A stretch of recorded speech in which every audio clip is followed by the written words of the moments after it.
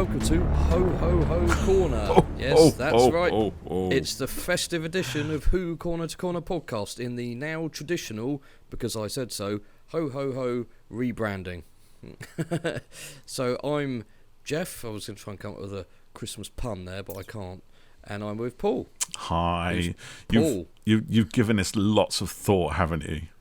Yeah, I have. Yeah. Lots, right there. Well, let's be honest. Our original plans for tonight's recording fell through at the last minute. They did, sadly, but we will get back to that very, very soon, and it's going to be amazing. It's going to be amazing, amazing. It's going to be a good one. So tonight, what we're going to do is do an episode commentary for the Snowmen, which is an episode starring Clara. Starring Clara. It's actually starring Jenna Coleman, but we'll go with Clara. Clara's fine. Well, they're one and the same, and it's got the Doctor in it somewhere. Clara, I'm going to put love hearts around you because they are literally just radiating from you right now.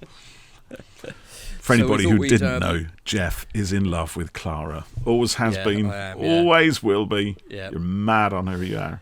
Oh, she's wonderful. So we're going to have a look at that, and then at the end of the episode, of our episode, we're going to run a little preview trailer for our forthcoming Christmas Day audio drama, which is a 13th Doctor Christmas adventure. Hang on for that. That's very special. Oh, yes. Yes. So by the time this goes out on Sunday, you'll... is this going out on Christmas Eve? Yeah, I guess so, because that's Sunday, isn't it? That is Sunday, yeah.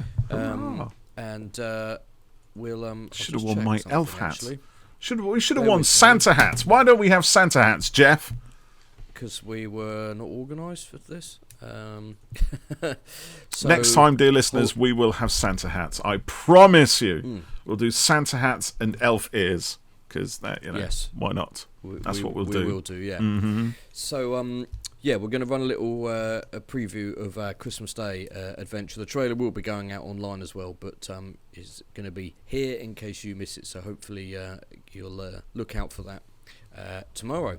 So, shall we crack on with this episode? Yes, let's do that. Okay, ready? On 3.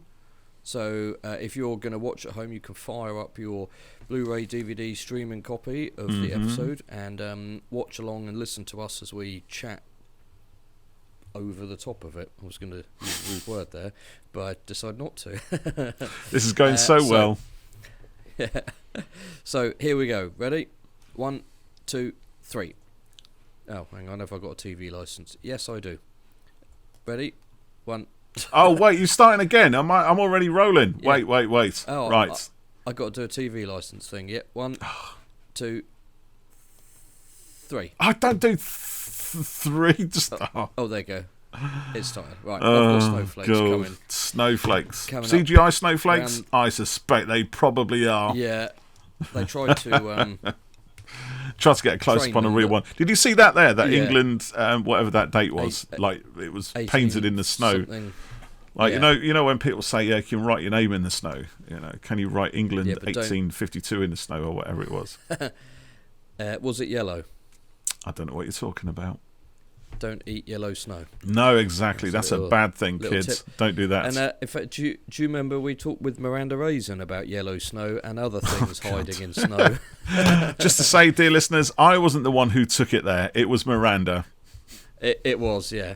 It came straight from her. And if you don't know Miranda Raisin, she plays Mrs. Constance Clark on Big Finish Audios, and she was Tallulah in Daleks in Manhattan, and she's done lots of other TV and film work as well. Spooks as well. Wonderful. That's a good one. That's my favourite. Spooks for quite a long time. Yeah.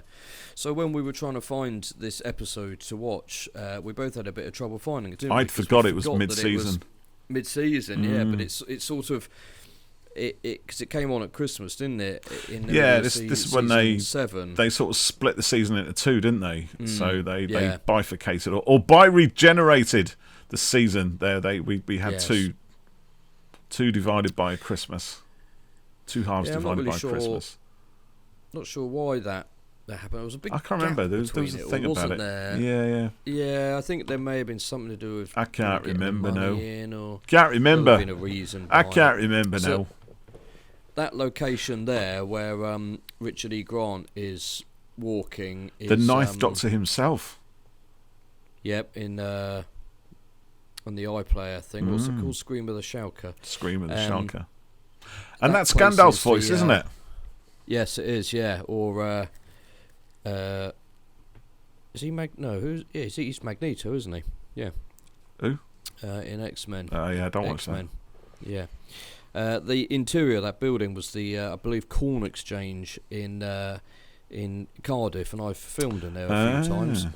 When I was doing music competition filming, it looks quite different when you've got a giant snow globe in the middle and it's lit like that. That's quite a. I remember taking a walk on the halls on the upper floor of that building. Did you really? It's quite spooky actually, because there's all these offices and rooms and stuff. And there's nobody in any of them, it was a little bit eerie. So there she is. There's Jenna. Honestly, there's her little theme playing. So I hate that theme. I really don't like it. It's it's so twee. It's very fairy tale, and I think that works really nicely. I think it worked all right at the time, but now every time I hear it, it probably has the opposite reaction of what was intended. Right. I'm just being a curmudgeon. I'm being Scrooge. You're in this. As miserable as the Doctor. I'm afraid I am. Yeah, look at him. He's not taking any prisoners now, is he? He's had a bad time. He's lost Amy and Rory to the Angels, and he's never going to see them again. And he's wondering what the point of it all is. But he still can't resist a mystery. No.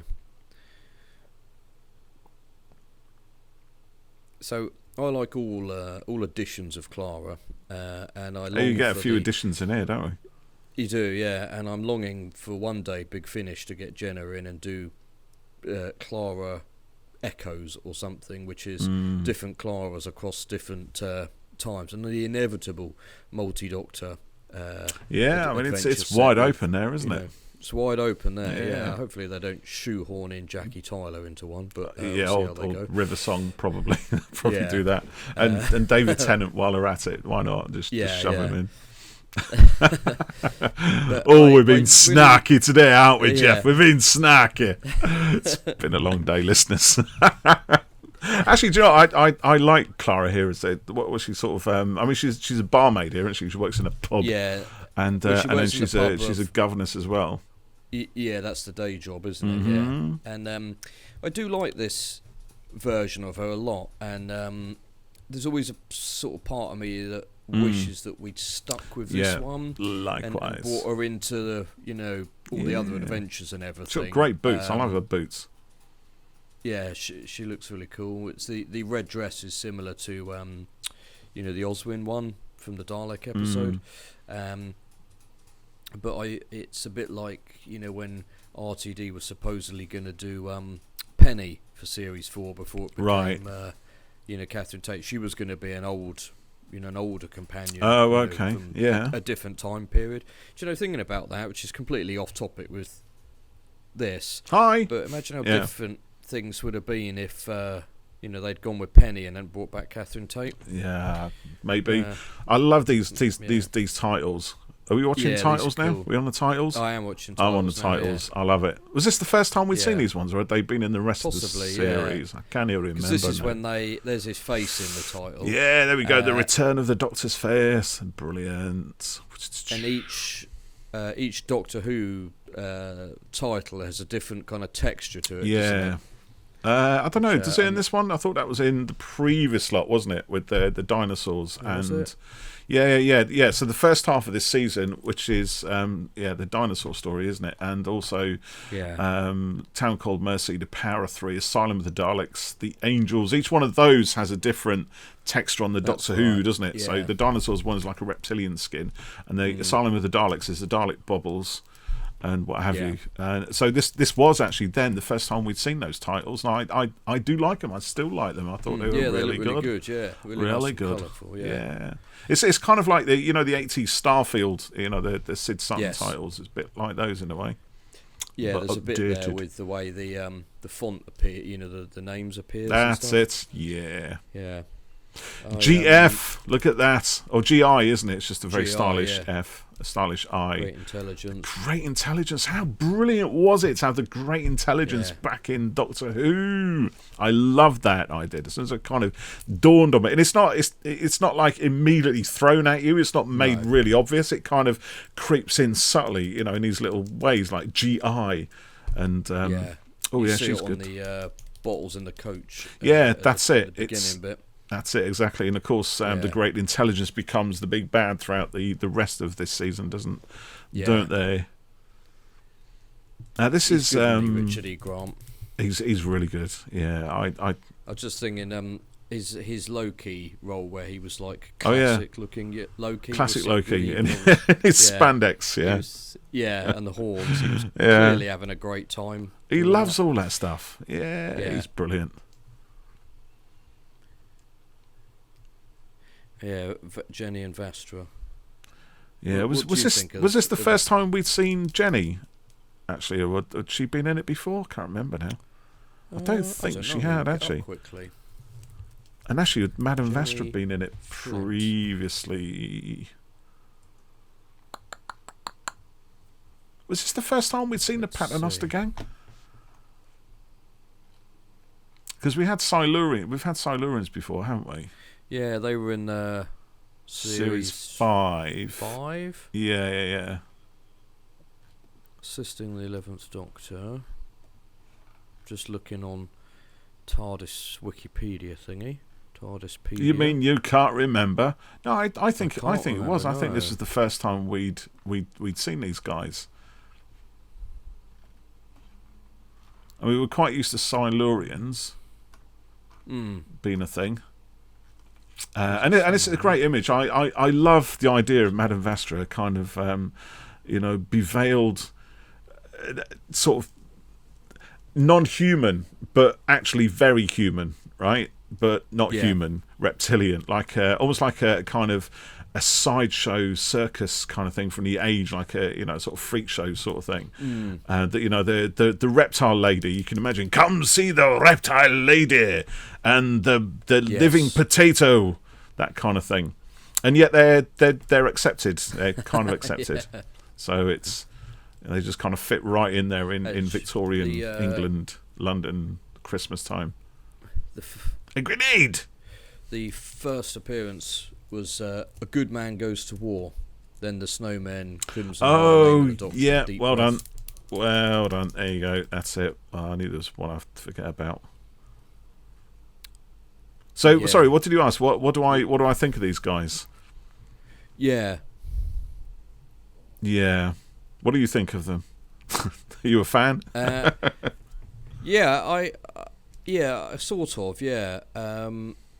I do like them. I particularly like Strax. I quite like the sort of spinning the Sontaran thing on its head, and he's sort of a bit silly and goofy and but still kind of war obsessed, but in a really kind of comical way. I think it might have been nice to see a bit more of them. I sort of always remember feeling like, they just turned up in A Good Man Goes to War, and the Doctor's had these friends for a long time. And I suppose I felt like, I'd have liked to have seen the meeting, how that all started. But it's not really a big deal. It's a shame we didn't see more of them. I think they were really good with Capaldi's Doctor, so it was a shame that sort of fizzled out a bit there. Oh yeah, they came out there, didn't they? When it was in Deep Breath. Yeah, they were in Deep Breath. Yeah. Yes, we talked to Dan Starkey about this scene, didn't we? Because of the memory worm stuff. The memory worm. Yeah. Which is very funny. Yeah, it is good, yeah. I can't help laughing at it. It's like I hate it, but I still find it funny. I just can't stop laughing. It is good. Look, snowing. He plays it so brilliantly dopey. Yeah. Do you want me to get the memory worm? Smith's face is brilliant there. Dear. Yeah, and Clara laughing in the back. That sort of grumpy face that is. Yeah, I do miss the 11th Doctor. He's great. Matt Smith, fantastic. Just thinking, actually, we haven't looked at 11th Doctor story for a while, have we? So it's a good job doing this one. We did an essential 11th Doctor episode, which we did. really need to do some more of those, actually, because we looked at some essential podcast episodes where we both picked 5 favourite episodes for a Doctor or enemy that we think are not necessarily like totally essential for their overall story or whatever, but because we think they're just good episodes and kind of sum up the Doctor well. For basically whatever reasons we decided we were going to pick them. So yeah, it's quite arbitrary. We probably need to do a 12th Doctor one for that, don't we? So we should get on that. Because they've done quite well for us, haven't they? Actually. What was I going to say? Do you ever look back at an episode like this now? So this one came out in 2012, so it's oh my goodness, 11 years it's 11 old years now. old. And I remember sitting down and watching it, and it still feels sort of, even though I've seen this, I don't know, 4 or 5 times over the years, it's still fresh and, you know. They just get soaked there. You know, I still really enjoy that's it. the great thing about Doctor Who. Yeah, Doctor Who's always like that for me anyway. You know, I mean, I've seen all of them like so many times. Yeah. I could probably quote most of them, you know. That's why it's always nice to have new Doctor Who coming out, because it's like a Doctor Who story that I don't know. And yet I always enjoy watching them again, because that's what we do, I think, as fans. You know, we do go back and watch all of these old episodes and enjoy them. As much as we did the first time round, or more so in some cases, because we're more familiar with the story, so we can just sit back and enjoy it instead of trying to pick it apart. Yeah. It's sort of... Yeah, it's a good one, yeah.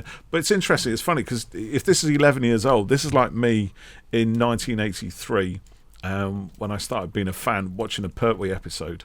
Yeah. It's mad, isn't it? Yeah, that's what I was going to sort of try and say. Does it feel like... When you're watching him, obviously we've had 1, 2, 3, nearly 4 Doctors past Matt Smith, but he still sort of feels quite.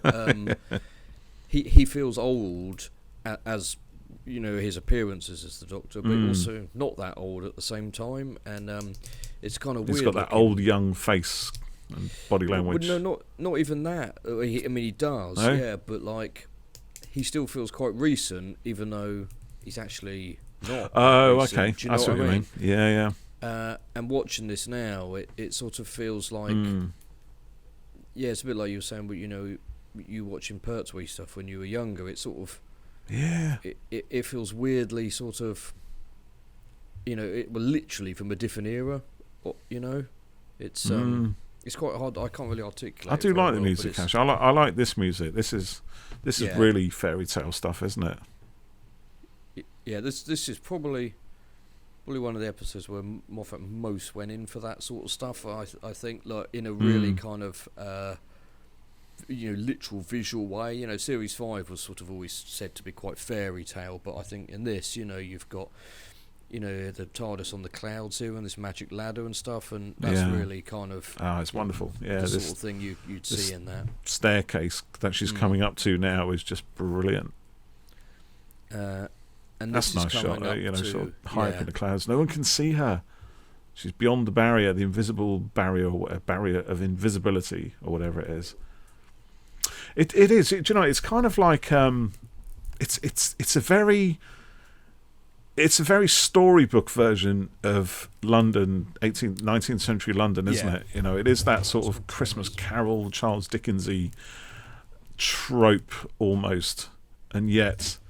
You know, like when we had what was it? What was the other Christmas episode? The Next Doctor, where we had a bit more steam. We had a big giant steampunk Cyberman.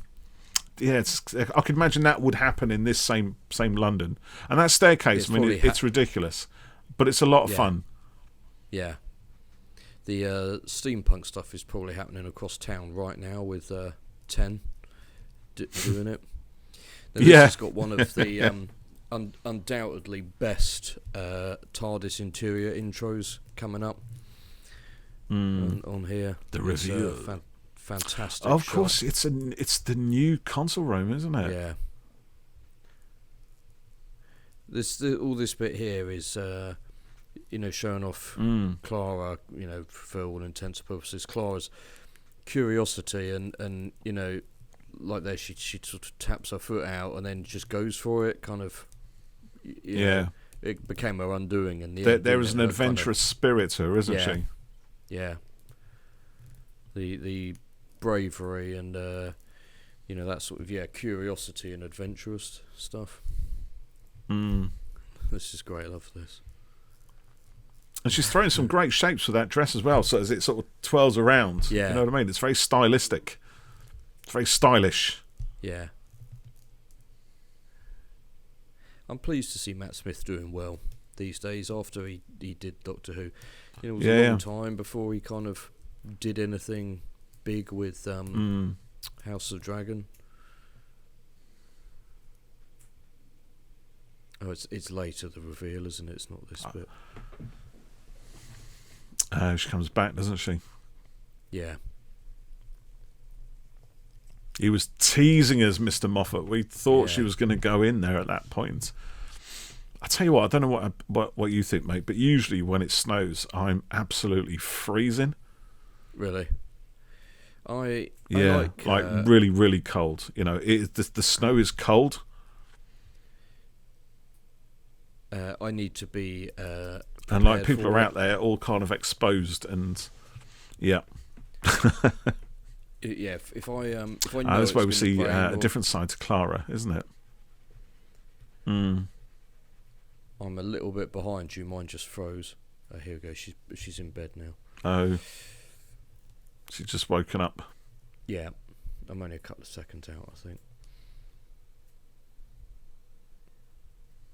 Yeah, she's remembering and she's excited to go and investigate further.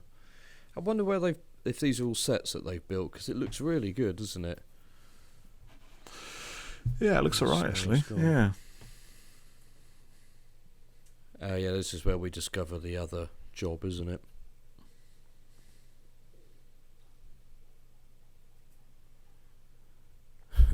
That's it. Off with the clothes.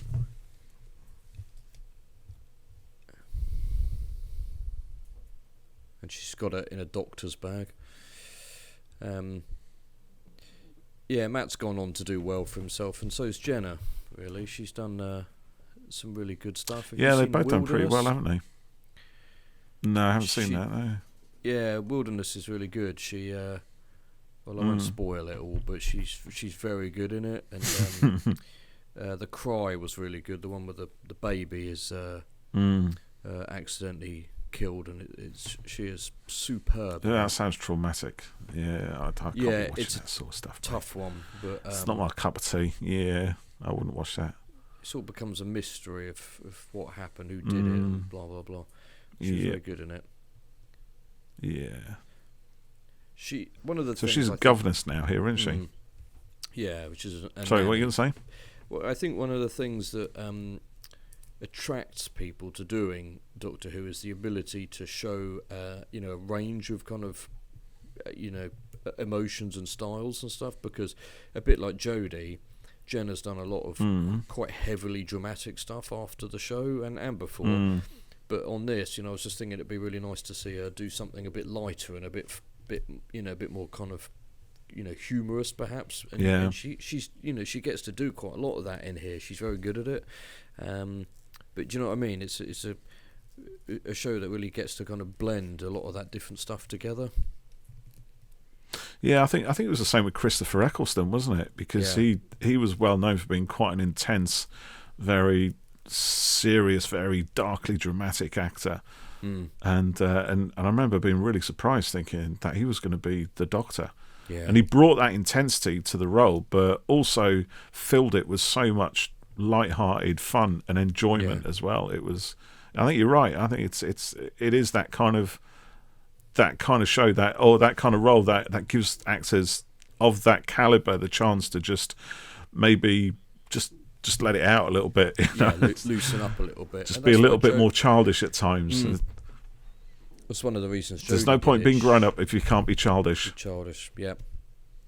Yeah, Jodie said she took it on because, she was always getting cast in the heavily dramatic, and this was the chance for her to do something bit more broader, as well as other reasons, for taking Yeah. it on. So here's a question: whenever you go to one of these kind of houses now, and they're always a bit run down and a bit sort of decrepit looking, why in a film or TV that's set, 100 years, 200 years ago, whatever, do they look just as decrepit and run down? Because it should have been brand new. Because they probably were, though. Yeah, maybe, yeah. Well, no, but these houses aren't new. That's like 15th, 16th century or something. Yes, so it's probably about 300, 400 years old already, even there. Yeah. And probably wasn't upkept as well as you might think. Yeah. But that's the problem with a lot of them, isn't it? Probably. They cannot afford the upkeep, which is why so many... No, exactly. National Trust places still have the families living in. That's why, it's only because like the National Trust sort of restore them to a kind of form of glory, and sort of polish them up a little bit more. But they in this day as well, the atmosphere is full of soot and smoke and dirt and filth. So the outside is probably quite nasty. But, this is fairy tale Dickens's type London, isn't it? A bit of Sherlock Holmes in there as well, I think. Yes. With the Paternoster Gang. Yeah. I was in London recently and I saw Paternoster Lane, which I imagine oh, did you? they were named off of, yeah.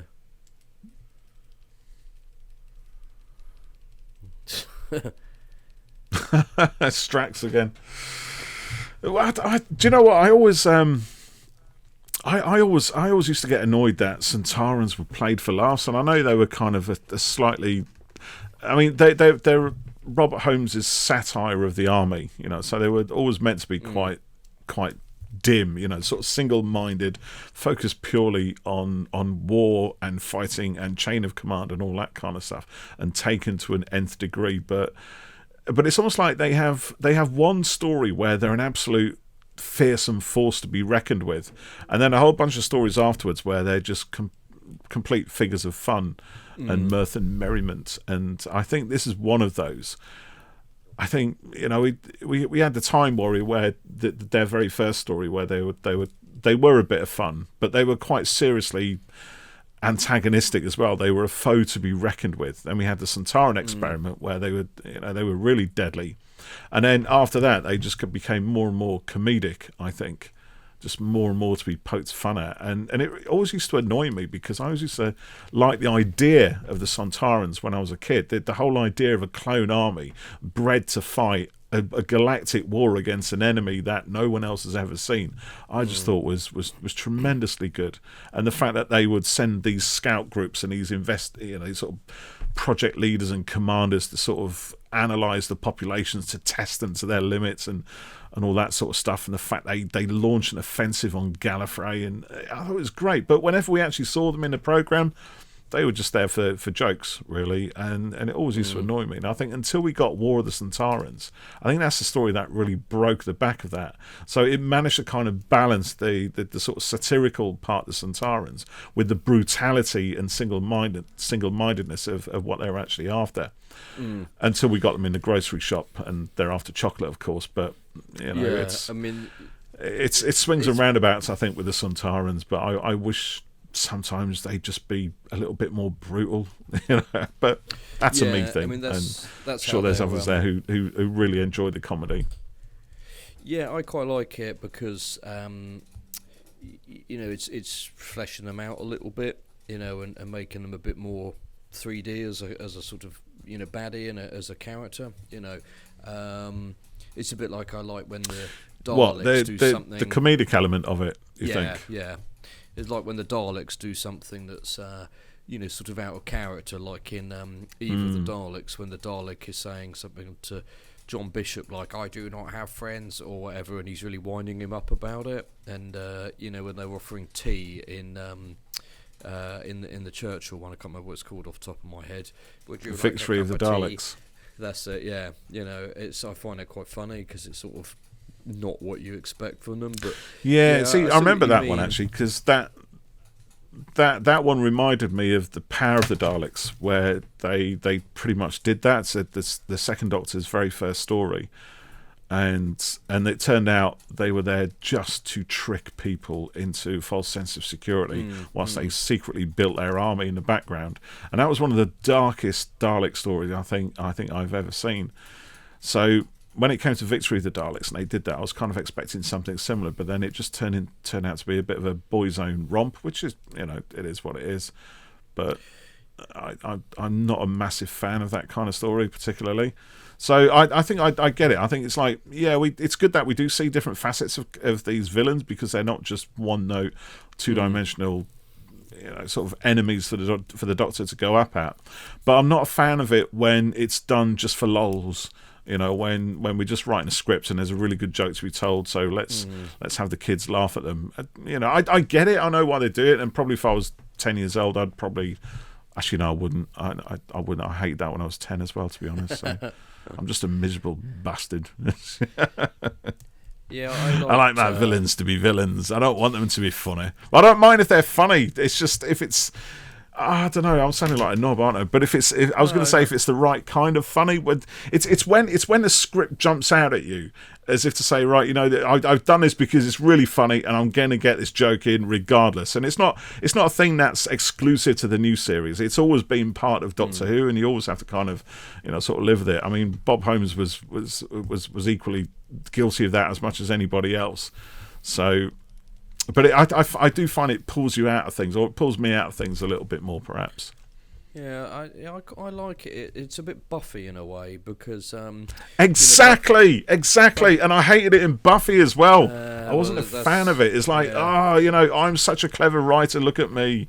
I can work my meta stuff in here, and I just find it you'd have these tiresome. Awful villains, really horrible people. And I remember there was one towards the end of Angel, from the Circle of the Black Thorn. He was in red-faced thing, can't remember his name, and he killed someone, and then he's been really horrible, and then he says, we're gonna have to get the wallpaper replaced again, and it was such a sort of humaning, making him a bit more human, and enriching the character a bit. I've always found that sort of thing quite. I think I disagree with you, mate. I don't think it enriched the character. I think it just. Well, maybe it did, and maybe I'm just a miserable old git, really. Maybe I just don't get it. Viewers and listeners, let us know. Is Paul a miserable old git, or is he not? Well, I am that anyway. Yeah, definitely. But do you like... don't get me wrong. I like a bit of fun. It's like this. But there's comedy and there's purely for jokes. Joke for the sake of its own self. And if it fits the script, if it fits the story, the characters, the tone of the whole thing, and then I've got no objection to it at all. And I think with Buffy, to be fair to Buffy, that is part of the tone, and it is part of the way those stories are told. It's Joss Whedon. That's how he writes. He's always done that, and Stephen Moffat does to a degree as well. So you kind of take it on the chin, really. But I think there's just a point that I find it where I just find it more annoying than satisfying. Do you know what I mean? It's like Sherlock was around this sort of time as well, and I think the last series of Sherlock was just, I couldn't watch it because it was just annoying me completely. There was, it wasn't about Sherlock anymore. It was about how clever we are at writing these scripts, and it just annoyed the pants off me at the time. Really did. I've never watched Sherlock. It's like, let me just watch the story. I think it started off great. It was a lot of fun, and then I think it just went downhill, to be honest. But because I think it just became about, look how clever our scripts are. That's watch these little references we can put in here and see how we can sort of mess around with old times and new times and actually cheat our audience as well at the same time. Anyways, back to the story in hand, the Snowmen. So we talked right through a brilliant little face-off there with Richard E. Grant, didn't we, again? And now the Doctor's just... And now he's got... So does he fancy Clara at this point, do you think? Has he got the hots for a little bit? I think Doctor? He was always... Look, just tell her you're leaving, you're not going up. He always... I think cracking. He was... Yeah. Look at him, what an idiot. He was interested in her because of the plucky plucky personality. Because of the mystery around her, I think. Well, yeah, and then it became about the mystery, and I think that did he fancy her? I don't know. I mean, I think that the 12th Doctor I think they loved each other, but I don't think it was romantic at all. I think it was a very mutual respect sort of platonic thing. Was it? That because there's been quite a bit of debate over the 11th Doctor line of Clara as an enigma wrapped in a skirt or whatever, mini skirt thing. Do you remember that bit? And it's a bit sort of like, quite sort of out of character in a way. To know, I don't. I think he was probably again attracted to her, but not in a romantic way. More, I think, not sexually. No, I think the Doctor kind of goes more for brains and stuff, really. Oh, and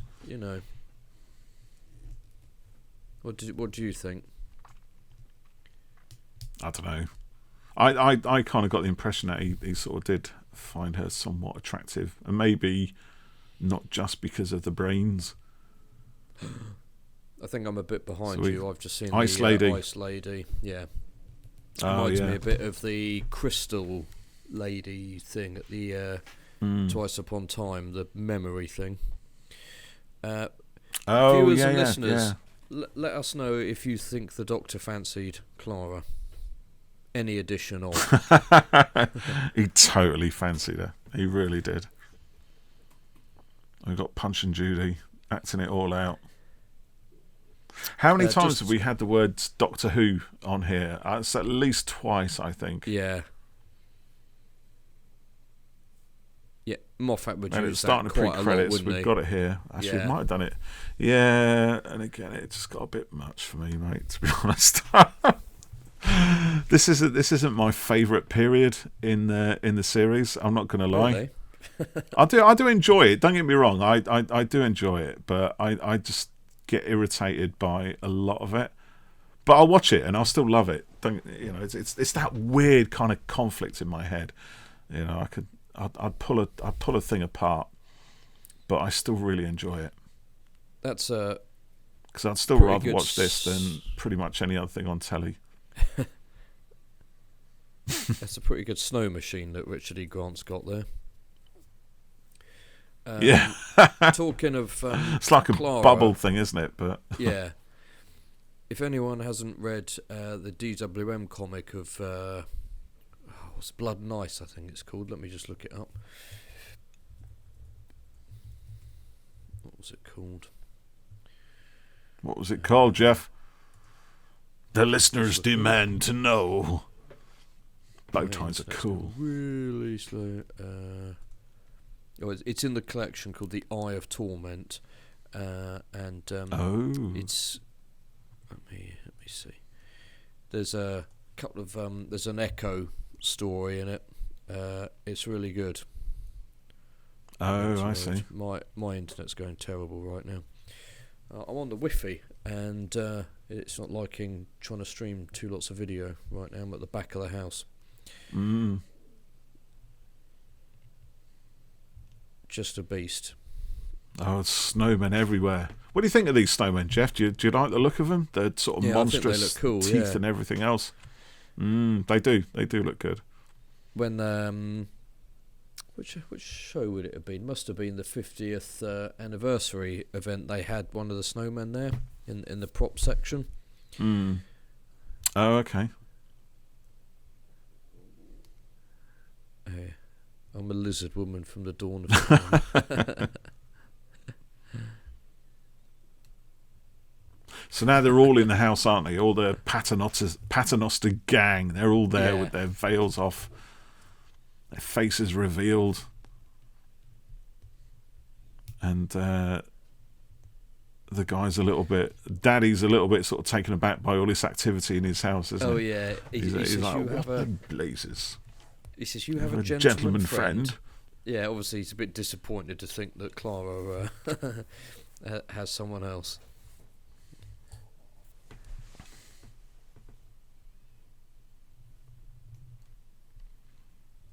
Now it's she's quite good, the Ice Lady, the Ice Governess. Yeah, it just gives them something to fight at the end, doesn't it? Really. Yeah. A monster, if you like.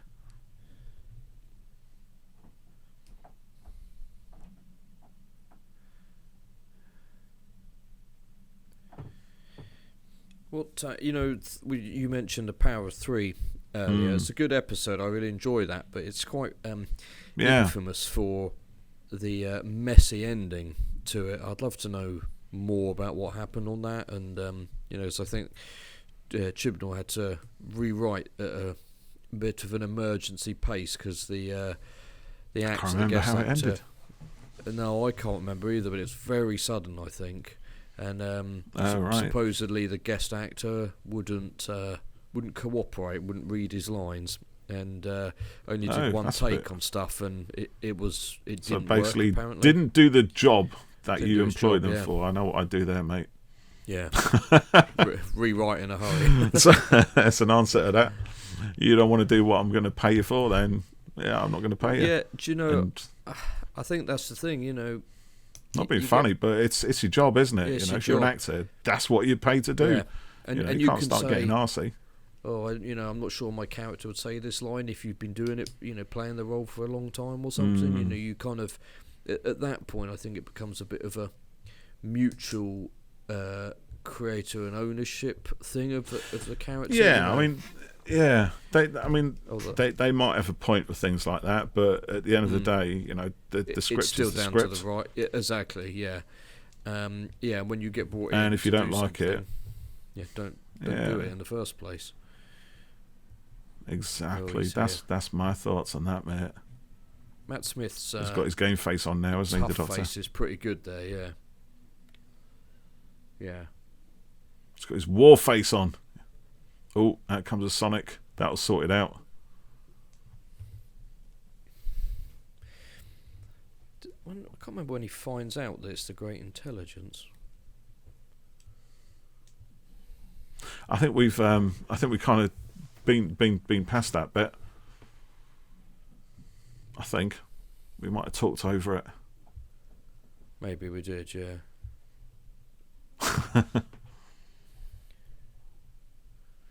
But again, it's kind of revealed piecemeal, isn't it? So yeah, we see the clues, and then finally we're kind of told.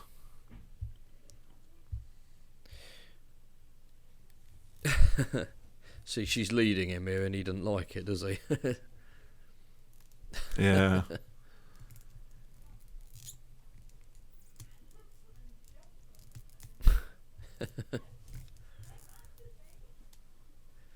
They're quite they're quite quick together, aren't they? Yeah.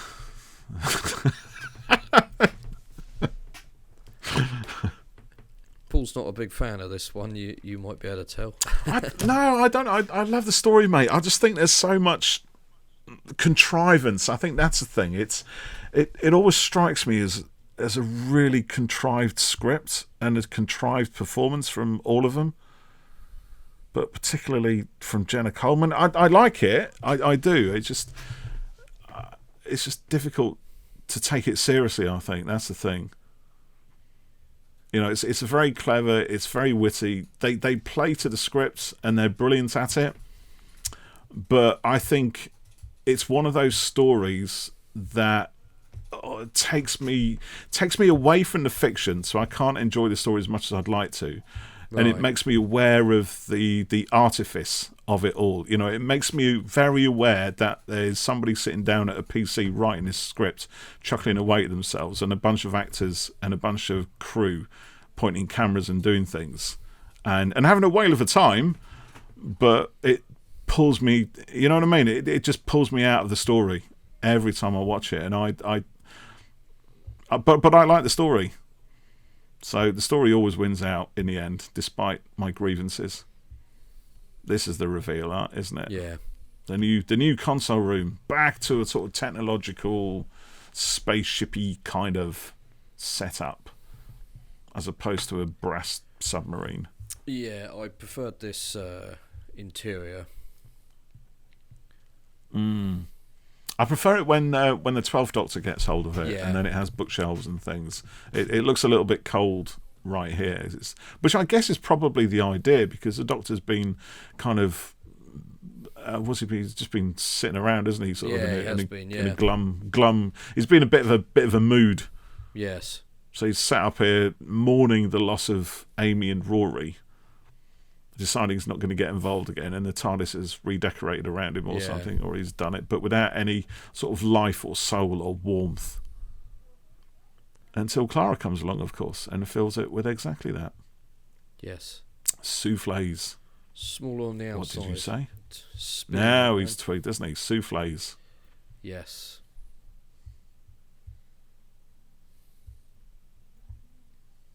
Yeah, I did like this. So, this is quite fun. I think this is when he really becomes properly engaged with her, because he didn't actually meet her in Asylum of the Daleks as such, did he? No. So he doesn't know what Oswin Oswald looked like.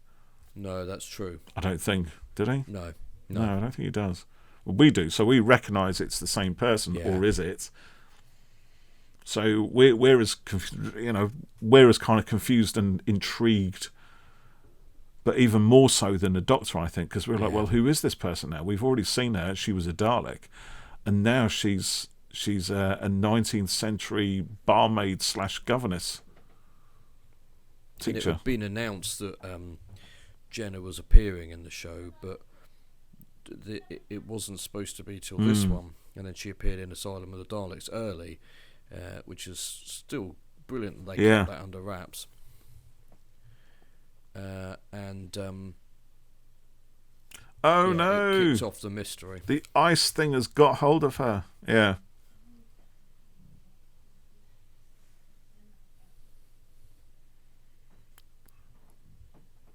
Oh, and this is the tragic moment, isn't it?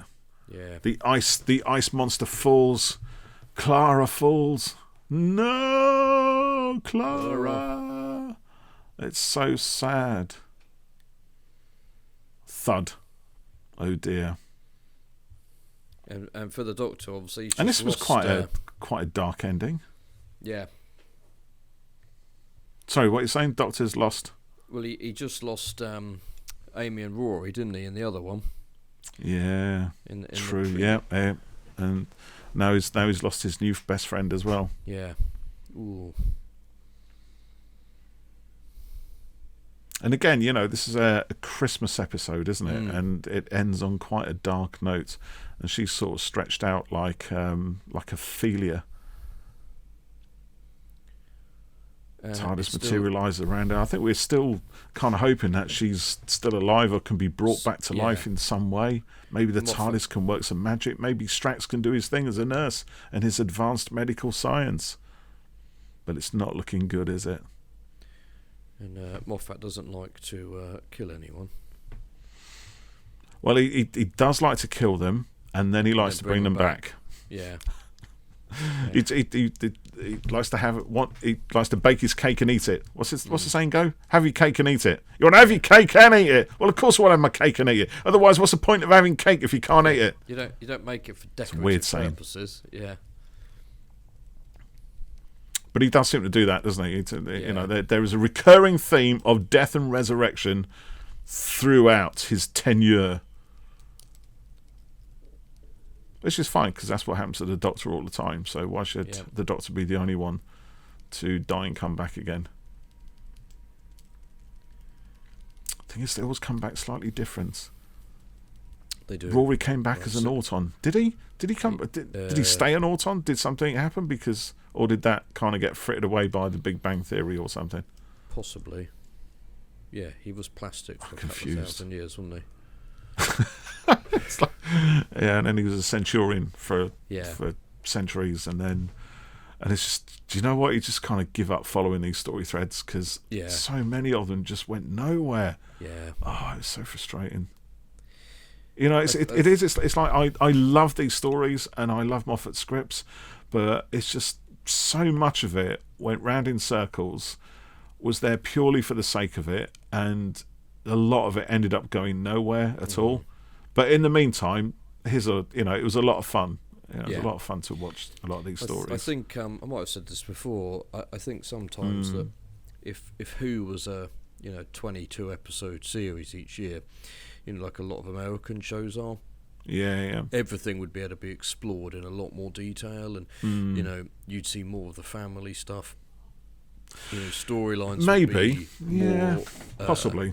Richer and not necessarily dealt with in a couple of lines of dialogue and stuff. But we don't have. Are they in those 22 episode series though? Really? Well, I think a lot of those 22. A lot of those long series, we just get the same tropes recycled endlessly. Yeah, after a while. Well, that's true. But what I mean is, if you had that much of a space to work within, you'd be able to do more. I don't know, mate. I'm not. I think I get where you're coming from, but I'm not entirely sure I agree. Because if you look at it, a lot of the best stuff coming out of, in my opinion, anyway, it's just my opinion, but I think a lot of the stuff which has much more character development, narrative, story development, and everything else is actually from sort of 10 or 12 episode series. You look at things like Sopranos. I think was only, or was it actually? No, tell a lie. That was more. See, now this tin, right, with the underground on it, that's a definite callback to the Web of Fear. Yes. Which is the Doctor's second run-in with the Great Intelligence.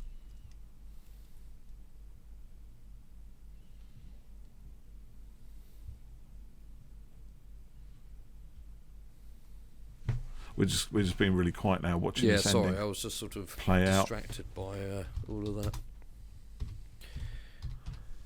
Looks like quite a small TARDIS interior now, doesn't it? Compared to the new one. Yeah. I like this with those ring lights and the sort of glowing dot in the middle on them, and that the strip and the turning time. Right, there's a lot of activity in it and motion. There's a lot to look at. Yeah, and it's quite atmospheric. And here we are back at the Corn Exchange. Are you still behind me? Possibly, yeah. They're back at the. I am at 48 minutes in. You're a whole minute behind me. Let me pause it for a bit here then. Okay. Yeah. All right. Yeah. So he's talking about London Underground, 1967. 1967. There you go. So that's the Web of Fear, isn't it? That's totally what that is. The TARDIS looks quite battered here, actually, doesn't it? Which I hadn't really noticed before. Battered, dirty, I should say. Battered, yeah. Here's something interesting. Something on it. Someone had shared some screenshots from that Russell T Davies documentary, and there's a tour in a warehouse at Bad Wolf where they've got loads of props and stuff, and inside there is a 13th Doctor TARDIS that's got the cracks all over it, which were the flux effect on it. Do you remember in Eve of the Daleks? It's all cracked and glowing. I thought it was CGI on there, so I was quite pleased to see a full-size TARDIS with all those cracks and stuff on effects. it. There you go. Yeah. I mean, it was probably enhanced a bit flashback to kind of glow and stuff. That's it. Yeah. Yeah. Flashback to Richard E. Grant's boyhood, making Snowmen, and it's a little bit like getting kind of lured in by the carnivorous snow meets Victorian values. See, there's great stuff like that in it, and something terrible is born. It's a great line. I love all that. More of that, less of the other stuff. But then other people love the nonsense, so it's a personal thing, really. But that's the great thing about Doctor Who. It can just be whatever the hell it wants to be, and you either take it on its own terms or you don't. It's. Yeah. But you've always got the knowledge that next episode will be totally different. Yeah, it'll be a different story, a different tone, different feel. Oh, look at that! The memory worm is the thing that does him. Sink its little teeth in there into his memories and suck them all out. Suck them all out, mate. That's what he's going to do, innit? Meanwhile, the snow globe is going crazy. That's still Gandalf's voice, isn't it, in there? Yeah, it is, yeah. You shall not pass! You shall not pass! He's got a really recognisable voice, doesn't he? Lovely. Yeah, he does. A great voice. It's brilliant. I love it.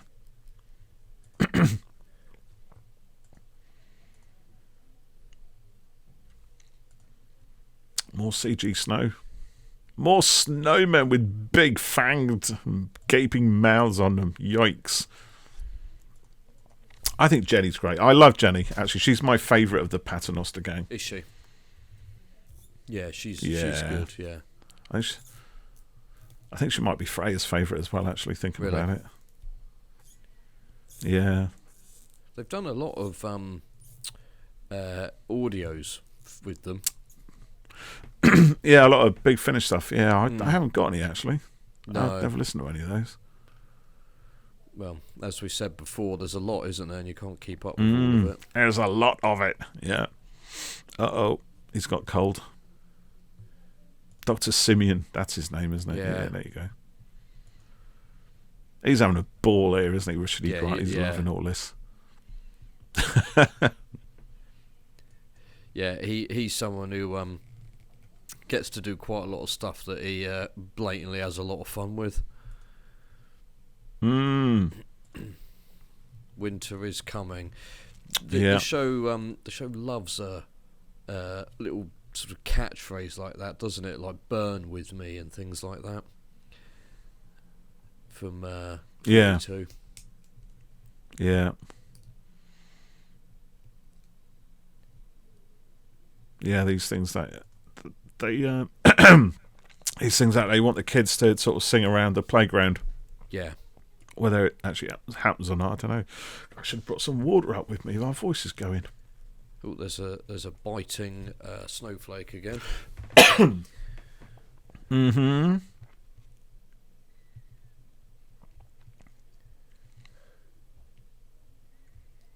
The snow's melting. Yeah. Do you know, it does look quite high production values on the show, doesn't it, now, in this episode? Yep. You know, it's bearing in mind the show's budget is not what a lot of others have. They do a really good job with it. Yeah. Yeah, it is good. I think they do throw the boat out a bit at Christmas, don't they? Yeah. Yeah, by the time we're splash recording, out a little bit, and by the time your people are listening, hopefully, there's going to be another new Christmas episode tomorrow. In fact, there'll be 2 Christmas episodes tomorrow.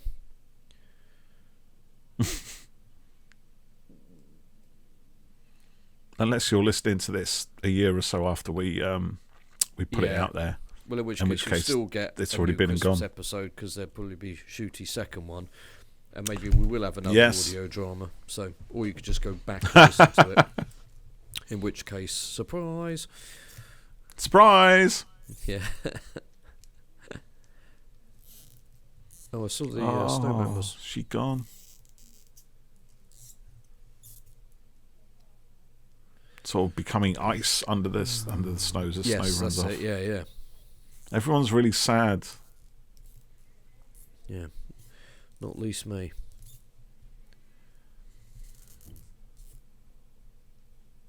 Shocking. No, people don't. Main characters don't die in the show very often, do they? Well, they seem to in this program. A lot more than they ever used to, that's for sure. Yeah, true, in Moffat's time, but then they come back a week later.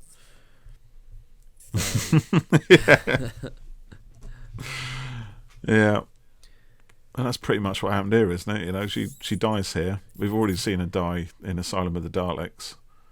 Yeah. And she dies again. And then she's back. So why? And yet she keeps coming back. Why? Yeah.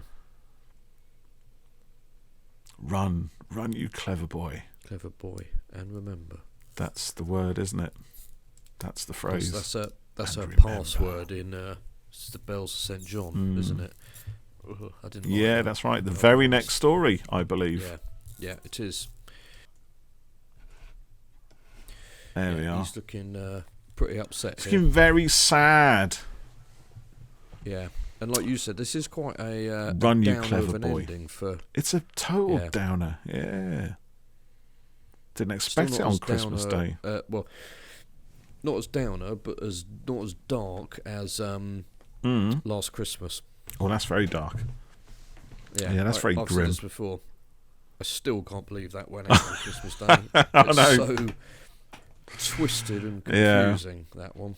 So I must admit that kind of story was a lot more up my street than this. But I think there's always a sort of darkness to the Christmas episodes when you think about it. I think. Yeah. What was the one the one we were talking about, the next Doctor, it's a few before this one, wasn't it? The core of that story, with Jackson Lake sort of losing his wife and undergoing this great traumatic journey of grief, and then having his mind, having that journey disrupted by the Cybermen device thing. That's kind of a grim thing in the end of it. The fact he gets to live a life that isn't his and have it taken away from him after all the joy that it sort of brought him. So that's kind of sad in a way. Clara, Oswin, and Oswald. Oswin Oswald, Souffle Girl. Yeah, that's it. So he remembers her voice now. He thinks, that was her, but he didn't actually see her, did he? And then again, run, you clever boy. That's what he remembers. That becomes the phrase.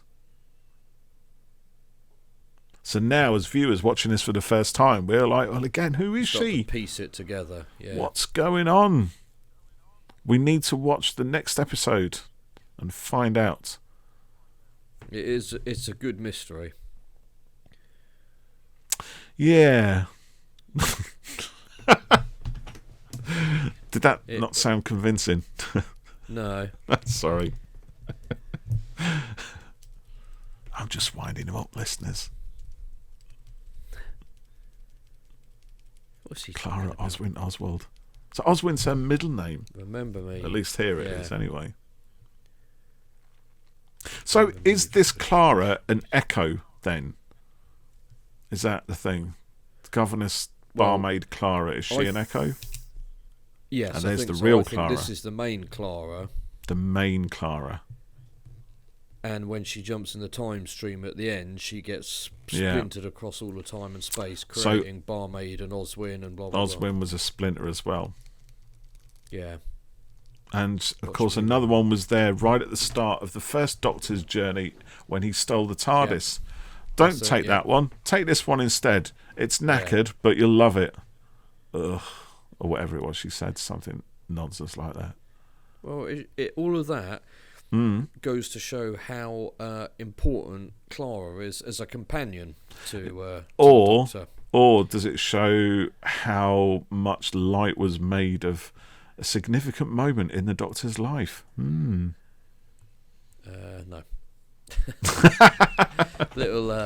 I don't know. I just think a lot of it is a little bit cheap, to be honest. I think it's. I don't know, mate. I know we're never going to agree on this, and I know you love Clara a lot, but I'm just, and I love Jenna Coleman. I just don't like the character that much. She's probably one of my least favourite of the modern companions. Well, this was nice. It was nice knowing you. Nice. Yeah, dear. No, she's all right. She's a lot of fun. I mean, it is. She is something different. She is something different, and I think what I do like about Clara is that. It's probably the same with Amy, actually. With Russell T Davies, the great thing about Rose was she had a family. For like the first time in all of Doctor Who, we had a companion who had a family, and there were consequences and everything else. But then as that kind of went on, that family became a little bit more of a caricature to my mind, and it kind of just got a little bit sort of tiresome. And he's gone again. Where have you gone?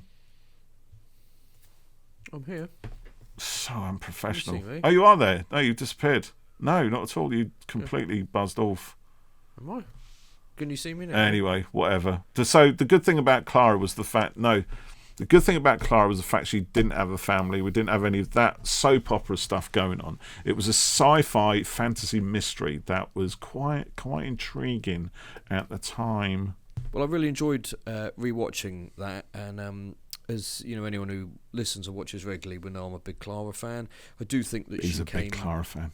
I am a big Clara fan. I do think she came more into her own with Capaldi, and the character became more kind of fleshed out and enriched. So she's great fun in this series 7, but 8 and 9 are where she really shines for me.